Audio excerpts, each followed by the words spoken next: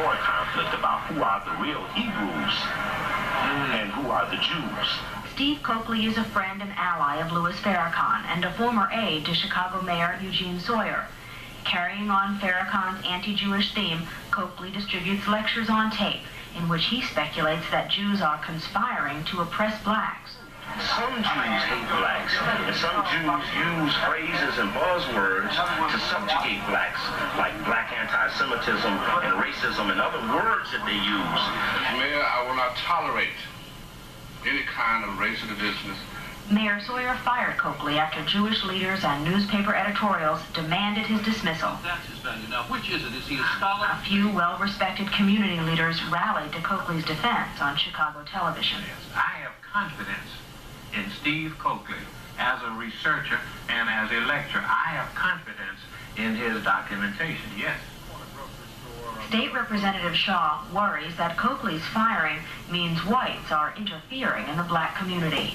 Certainly, when blacks see Jewish leaders or Jewish organization making statements about this black person or that person, which is one of our leaders, and too often, white folks, as you know, have picked our leaders and told us who our leaders was going to be. And we will not tolerate that from the Jewish community or any other community. For those listening, Coakley's were not the first anti-Jewish rumblings uttered by Chicago's blacks.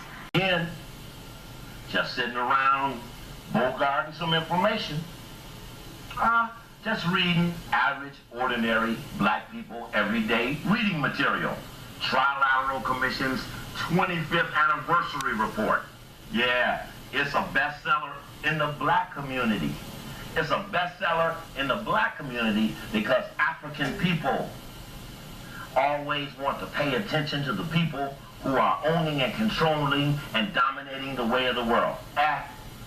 Steve Coakley, live and uncensored, back again to spend a few moments with you, translating relevant information into a digestible form.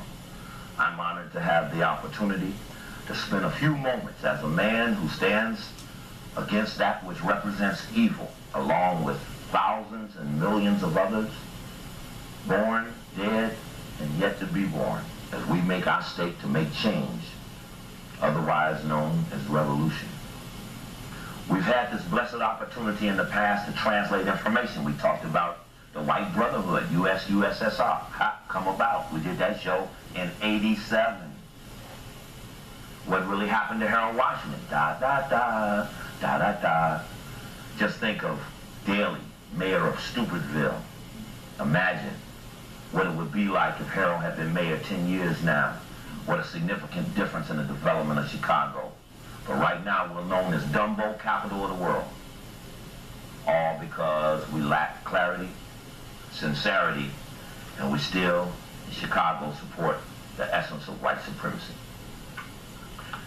Along with reading the Trilateral Commission's 25th anniversary report, we're also reading a report everybody black got this year. We carry it in our pocket because we always keep our focus on the people who run things. Managing the international system over the next 10 years. The 50th position paper, the Trilateral Commission, started in '72 by Rockefeller, says in the report he went to the Bilderberger, they wouldn't let him add Japan, so on the plane back with Zygmunt Brzezinski, a personal friend of mine. He got on the plane and came back and formed the Trilateral Commission, representing what we now know as the three-cluster theory of world power. We'll talk more about that in a future show. But you ought to see what's in the report about managing the planet for the next 10 years. You ought to see what they say about black people. But since this show is shown everywhere, we'll have to talk about it in a black-only setting. But we only want to let the others of you know that we have our pulse on the people who run the world.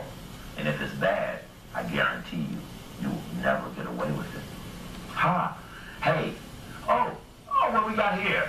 A caricature of the white man's best friend, the Black Male Secret Society, the boule.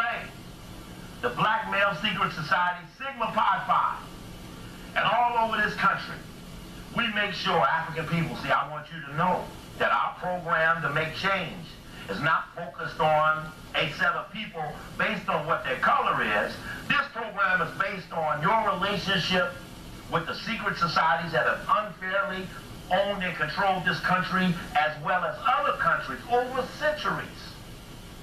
And whether or not you're in Skull and Bones at Yale, or a Rhodes Scholar out of Oxford, or a Kappa out of Morehouse College, or a Sigma Pi Phi as a prosperous and prestigious black man, you, as part of that secret society, have been what has endangered African liberation. You have become the white man's best friend. Some very historical people have been in this organization. In fact, here's the actual logo. Here's the actual logo of the organization. And what you see is an urn with something in it, a circle within a circle, and a paw over it. That urn, it says in the history book part 2, contains the names of those people chosen to lead the state. So what does that mean? It means that the premier black organization in the African community is compelled never to name the names of the people who own and control those things, including America. On the dollar bills, a pyramid and all seeing eye, that represents a secret society. That secret society has been anti-black. It can be proven. This is a criminal enterprise called America. It is a criminal enterprise, and in 1776, we're going to invoke, by the year 2000, the RICO Act and claim all those things that have been gained as a result of the illegal enterprise called the original 13 states. But the boule, Sigma Pi Phi, we'll be talking more about them later. We're not going to talk about them right now because tonight is award night. See, normally Steve Coakley Live and Uncensored is about the news.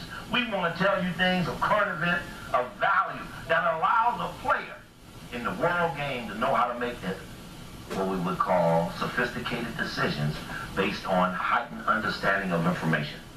Ask Clarence Woods about the boule.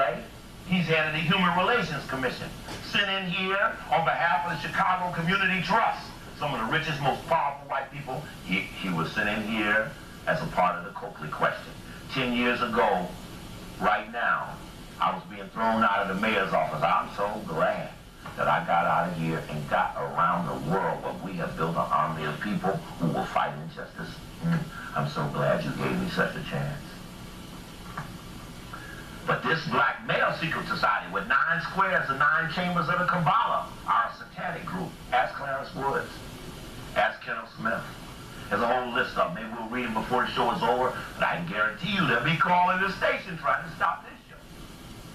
In fact, inside of their urn is a circle within a circle, and that's the secret society that Carol Quigley mentioned in his book, Tragedy and Hope. The outer circle is the Association of Helpers. The inner circle is the circle of initiates, and in the center is the devil, that which is evil. And we're proud to say we stand against evil. So we start up talking about and speaking against those gatekeepers. The logo is a Grecian sphinx, a guardian animal, a gargoyle, a mere punk on behalf of someone else.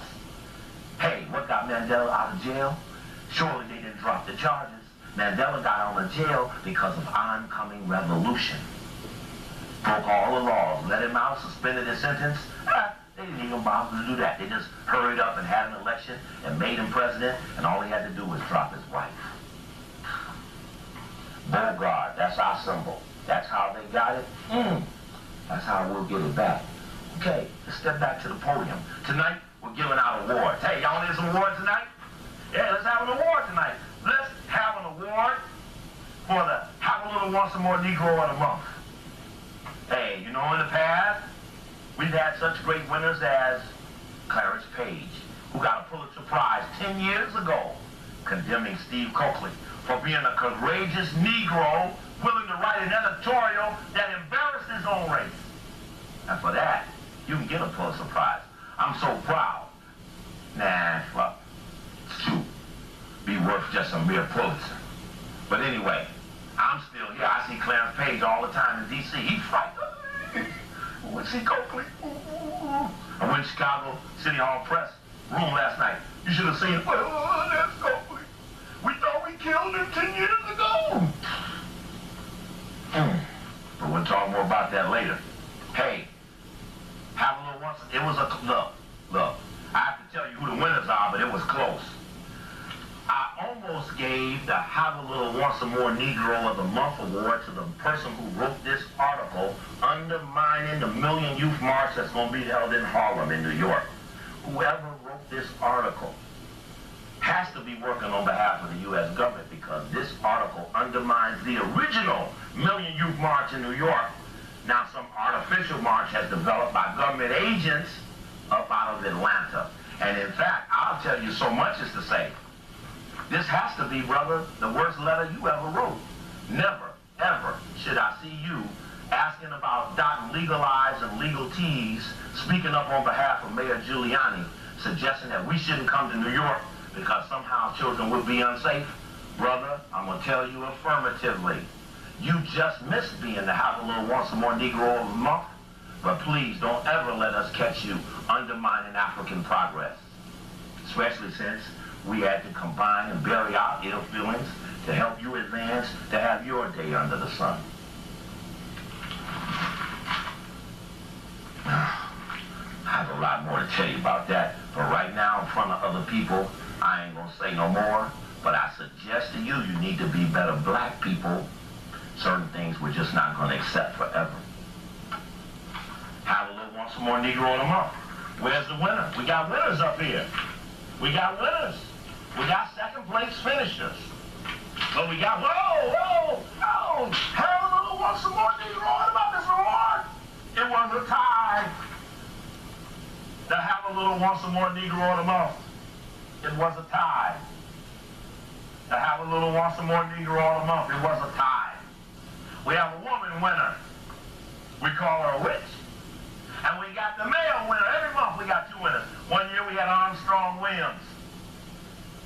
We had Kathy Hughes in Washington, D.C. Who else we had here? We had Clarence Page, Armstrong Williams, Clarence Woods. He had a big and strong. They like to lay up against the big end. Negro of the Month award, da-da-da-da. It was a tie. The female, the witch winner, the Broomstick of the Month award goes to Courtney Mann. Let's give Courtney a hand. Courtney Mann is the black woman who heads the Philadelphia chapter of the National Association for the Advancement of White People. Oh. The white people don't have enough going for them. They got white empowerment zones up in Harlem, Disney, and Home Depot, and everybody coming to Harlem on the empowerment zone. Got empowerment zone in Baltimore and Chicago. All they keep doing is removing black people. But we're supposed to help black people empower themselves. Instead, we end up re-empowering white people. Now, there is a movement to re-empower white people. The National Association for the Advancement of White People, headed by a black woman, Courtney Mann, champion for the rights of white folk. Can you imagine? Well, she's the Witch of the Month. To her, we get a Broomstick Award. Now, you gotta admit, you gotta be a Have a Little Want Some More Negro to get yourself caught in a bind like this. But hey, who's our male winner? The Have a Little Want Some More Negro of the Month award. In fact, he also won another award later on in the show. You'll see that he won the award called Pathological Liars Hall of Fame. Tonight we're inducting two new members, the Reverend Jesse Louis Jackson, as well as the Have a Little Want Some More Negro of the Month. Now, Jackson's won this award before, so he understands it. The Have a Little Want Some More Negro of the Month award goes to Tony Brown, the author of the book, Tony Brown Lives in Black and White. To Tony Brown, we give this selected honor for being the Negro of the Month, for writing a fraudulent book called The 7-Step Plan to Overthrow the Conspiracy That's Stealing Your Money. He says in the conspiracy, he talks about the Illuminati ruling class conspiracy. He mentions Trilateral Commission, Bilderberg Group, Council on Foreign Relations. Well, I have to tell you, as a black man who's gone to about maybe 120 cities across the so-called stolen United States, there probably isn't a better, more expert lived the information translator to African people about the existence of these societies? Then Brother Steve. It's a humble thing. Creator will punish me for making such an affirmation. But I have paid the price for clarifying to my African community what the circumstances are involving big power, the 0.1% of the population that controls 72% of the wealth. We've been uncompromising. We've given up jobs. We've been shot at. We've walked across the fire of hell and back to stand up to our people in an uncompromising fashion. And now that we've gotten to the bottom of who's in control, a lot of strange things are going on. We're finding all kind of books like this. Conspiracy. How Paranoid Style Flourishes When It Comes from Conspiracy by Daniel Bites. We called him up on the radio, Diane Ream's radio show in Washington. He just happens to be a member of the Council on Foreign Relations for 12 years. He just happens to be the brother of Richard Pipes, who's been in international affairs, even ambassador to Russia. And I knew it was something funny about his book then when I found myself on page 3, being accused of being black. I thought that was right. But I do notice that now there's a conspiracy to say there's no conspiracy.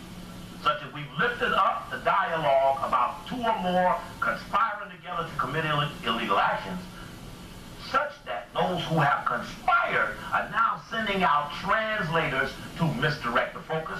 And that's why Tony Brown is the Negro of the Month, because he has purposely distorted our focus. The Royal Institute of International Affairs in England has a baby. And when the baby comes out, in America, they call it Council on Foreign Relations. Tony Brown says the council is infected with the HIV virus. He said, but the mother, the Royal Institute of International Affairs, the jury is still out. Well, that baby too young to have sex. But how could you disown the baby but be in doubt about the mama? Unless you're in on the conspiracy. We challenged Tony Brown a year ago, June 8th, 1997 in Indianapolis. We challenged him about his book that he said was coming out about the Illuminati ruling class conspiracy. In fact, he remembered that challenge. On page 22 of his book, he mentioned being in Indianapolis on June 8th of 97, and he said he was jubilated in the lecture about the protocols of Zion. It ain't but one problem. If you listen to the tape, you'll see that Jewish people and the protocols were of no topic at all. He was really challenged about the existence of the black male secret society, the boule, to which he says it's a myth, it does not exist. That caused disruption in the audience because they have been educated by the brother and others in a way that when they hear falsehood, they attack it directly. So Tony Brown, he was upset. He didn't like that. So he mentioned it in his book. But he says he was jubilated. Why not call Abraham Foxman and tell him that Tony Brown inserted their name into a rivalry between black people because they were the appropriate scapegoat, instead of answering the black question to a black man in an all-black audience? He goes and gets a book financed by the William Morrow Company, and he injects Jewish people where the question was over the boule. He goes on to say that the only secret society he's in, he said, I've never covered for any conspiracy or belonged to any secret society, which is just what he said in Indianapolis when he was challenged. I'm a proud member of Alpha Phi Alpha fraternity. Well, his membership list is open to the public, and the goals and this and that are only secret, and he's proud to be an African Greek, and the ignorance of history, our envy of all of these Greeks, make us envy them, which is garbage. It's garbage. It's trash. It's yin-yang language. In fact, it's probably all of one and none of the other. It lacks balance. It's double talk. It's Agentville. It's the conspiracy to say it's no conspiracy. And then he mentions that he's an alpha. Said he don't know nothing about the boule. Well, the boule is established based on something at Skull and Bones, which started in 1832. I've been to the door of New Haven, Connecticut, knocked on the door of Skull and Bones and tried to get in. I've been to the boule convention, shot all the film we needed. Bogart took the membership list from the chairman, My point is, he say it don't exist. But then it's strange that the boule, which is based on Skull and Bones at Yale, which Anthony Sutton clearly talked about in his book, The America's Secret Establishment, he even mentions how education, which the boule's primary job has been to take over education, he mentions how when Skull and Bones got going at Yale, one of the people who helped get Skull and Bones going and taking over education was Andrew Dickinson White, the first president of Cornell University. And what's key about that, though Tony Brown says he's only an alpha, the key point about that is that when they went to form the alphas, in the book on the founder of the alphas, Henry Callis, it talks about how they went to the office of Cornell's first president, Andrew D. White, who we saw on the last page was one of the key early members of Skull and Bones at Yale, who became the first president of Cornell University, how he welcomed them into his study, and he actually taught them on how to set up a society. Of course, he had experience. So Tony Brown can't understand the connection between being an alpha and the acknowledgement of the boule, but maybe that's why, because he was Alpha Phi Alpha, formed at Cornell University under the guidance of a godfather of Skull and Bones. See, Tony, you thought you were slick. Tony Brown says the way to fight the Trilateral Commission, started by David Rockefeller. The way to fight the Council on Foreign Relations, Rockefeller Chairman Emeritus. The way to fight the Illuminati, Knights of Templar, Freemasons who have infiltrated is to buy gold. Gold. Could you imagine buying gold? Who runs gold? Who runs gold? Anglo-American Corporation of South Africa, De Beers, Monaco. Interlocking relationships. He says the way to fight these people is to buy gold. That's hilarious. How many of you all saw the Mobile Oil Finance 6-hour series on Cecil Rhodes back in January? In fact, the subtitle was How a Homosexual Conquered Africa. The sad thing is sponsored by Mobile Oil, the largest American corporation in South Africa during the apartheid days, is Rockefeller. Amoco, or Standard Oil of Indiana, big white building on Randolph, Rockefeller. Exxon, Rockefeller. Atlanta Richfield, Rockefeller.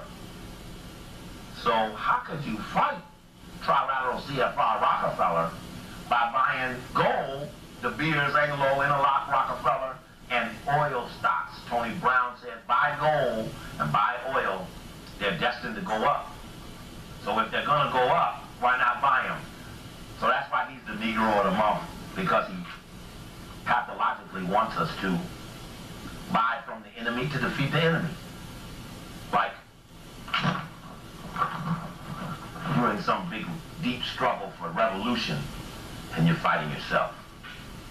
So for that, he gets the Negro of the Month award. And I'm so proud that we had that opportunity. We've been waiting to debate him. Speaking of debates, y'all should have seen the great debate in LA. Steve Coakley versus Larry Elder, white stripe, black, KABC radio talk show host in Los Angeles. Steve Coakley, knocked him out. I held him up for 4 or 5 rounds just so I didn't knock him out too early. But it's a heavy move. You gotta check this, it's a heavy move.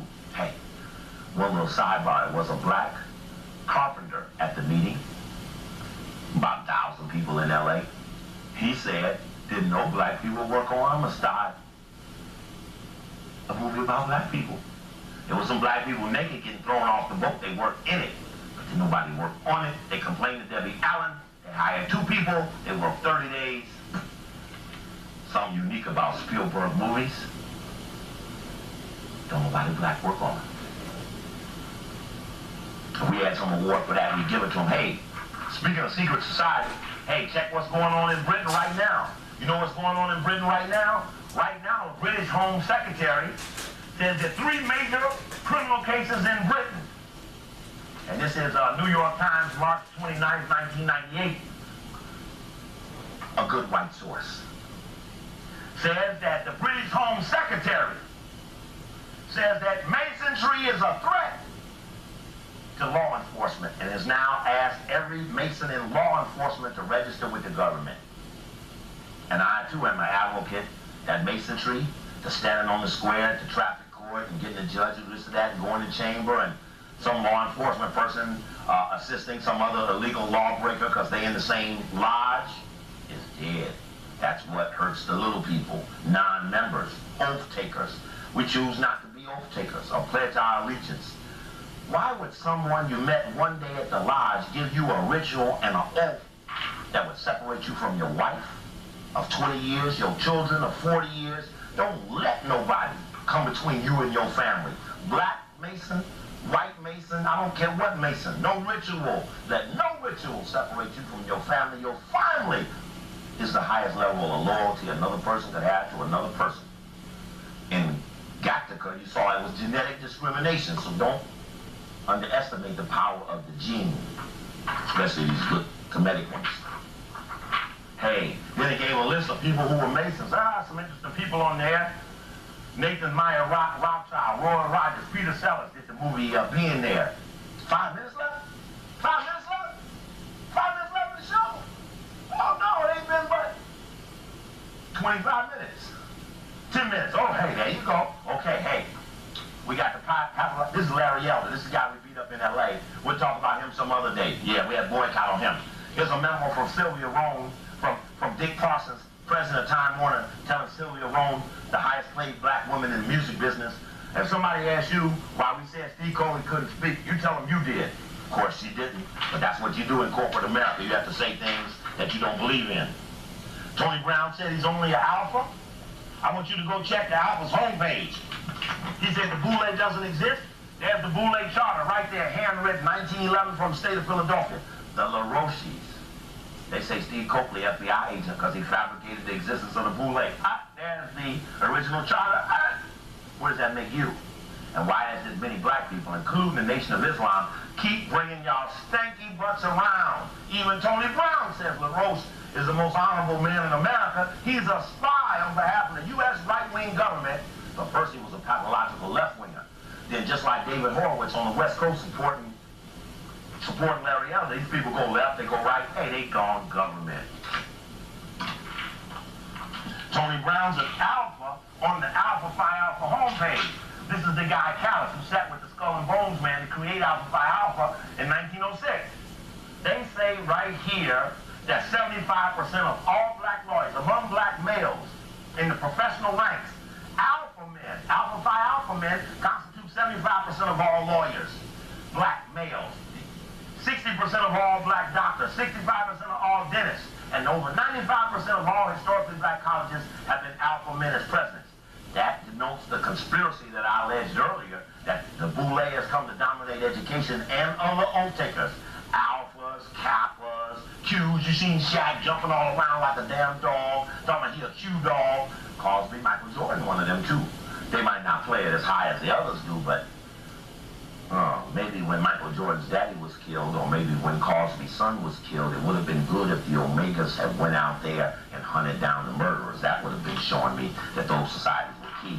But if 75% of all black male lawyers are alphas, how many are Kappas, Omegas, and Phi Beta Sigmas, and boule? How many does that leave for the average black person to be a lawyer, male? That's very heavy. The implications of this suggest that the black Greek societies could dominate black professionalism, and as such, it may be a key as to why we're not more successful against an enemy that they've been sworn never to name. You get it now? Speaking of names, why are all these black people in the white company the highest speakers? Look, my company called me and said, we pay you $20 a month to be in here with us and get speeches, 4,000 to 5,000 at a time. Hey, I said, who you got? They said, we got the souls of all your black folks. Every time they give a speech, we make money. I say, no deal. Hey, how about this list? The 350,000 people who are the movers and shakers of America. Hey, speaking of change, how about the 350,000 movers and shakers who have jobs, plus the 50,000 who own America? Now we got 400,000. How many people does it take to beat 400,000? A time down or push them together? Does it take 800,000? 1,200,000?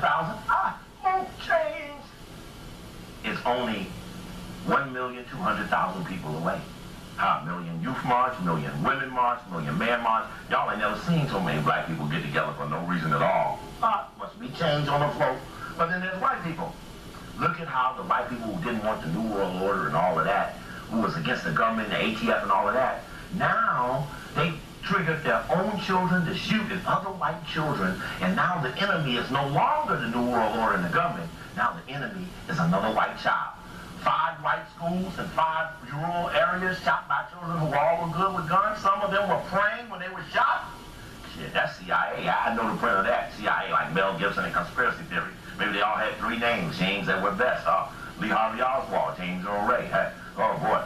Okay, now, lastly but not least, Pathological Liars Hall of Fame today, we salute Jesse Jackson, pathological liar, who got on Meet the Press April 5th, 1998, having just left Memphis for a conference on the assassination of Martin King.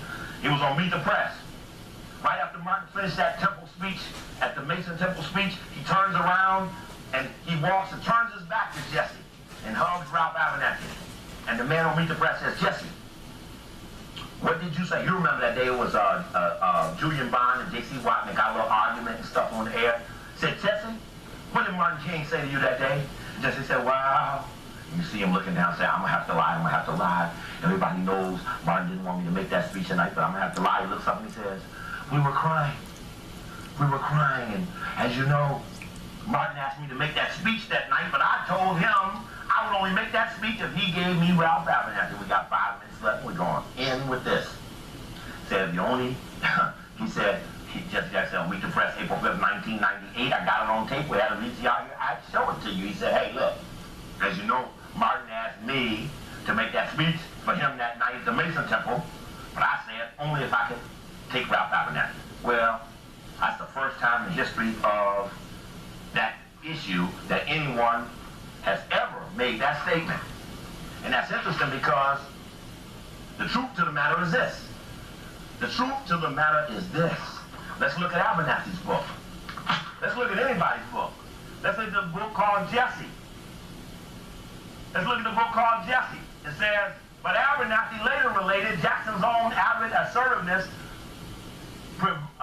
preserved up to that last night mass meeting in Memphis. See, in the last 4 or 5 meetings of Martin King's life, he was pissed at Jesse Jackson. He was pissed at Jackson and Bevel.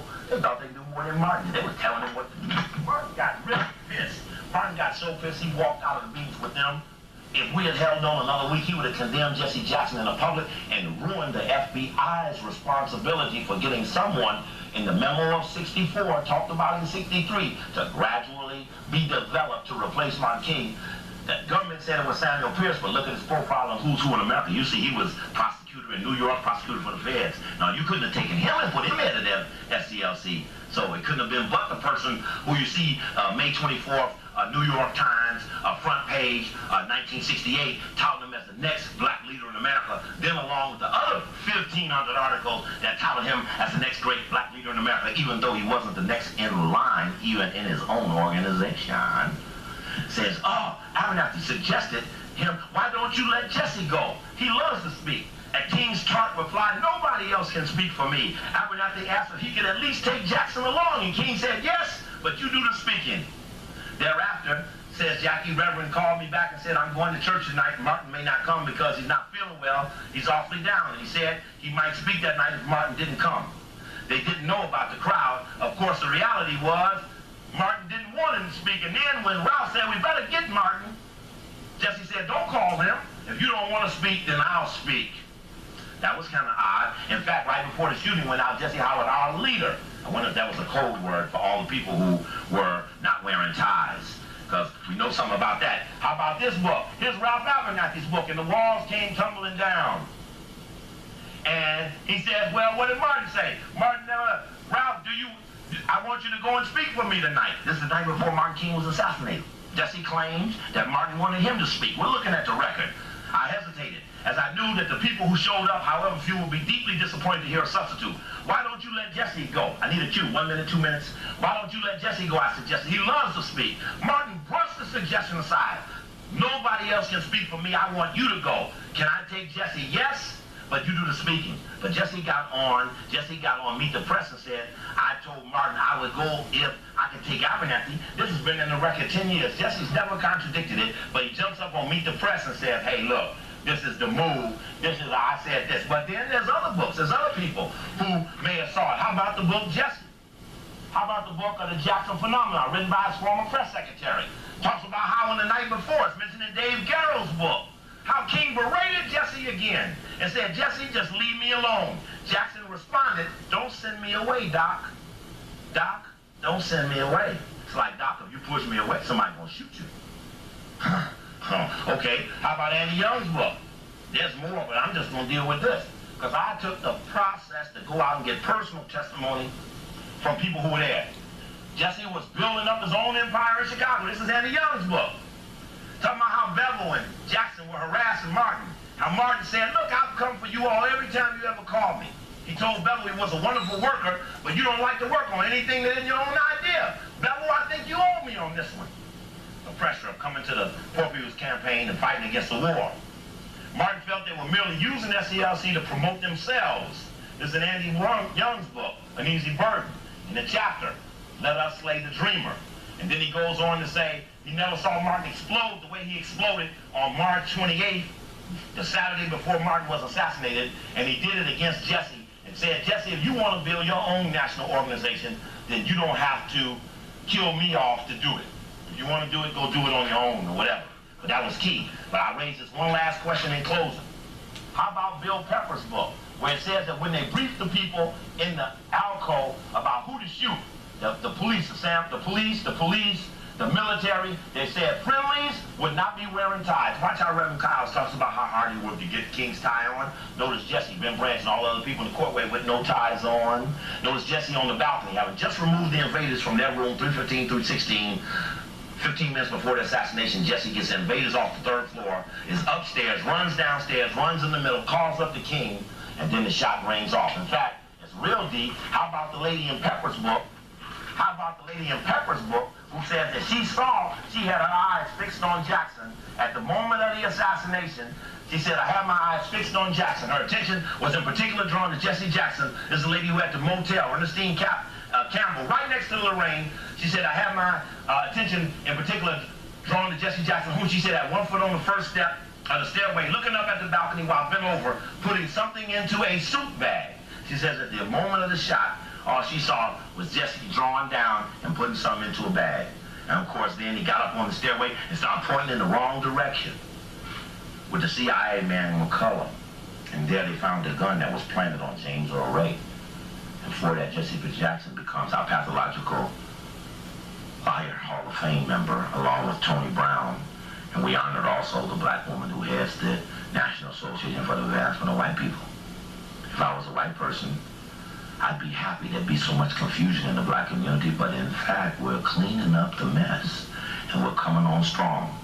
We're stopping being undermined by people who you act like you don't like, but you love privately and have supported, and have never criminally indicted them. They have never even had so much as an assassination attempt on their life. But they've both been byproducts of assassinations. I'm excessively suspicious. Well, boom, da-da-da. If Harold Washington was here today, say da-da-da. He'd be giving the ode to the common man, but the cry of the common man has changed. We're much more uncompromising, a lot less into frivolism. If you're going to be with the black, we will know it by what you do. You can't claim shit. Thank y'all. I'm glad to be with y'all in Spirit of Bogart. See you next month.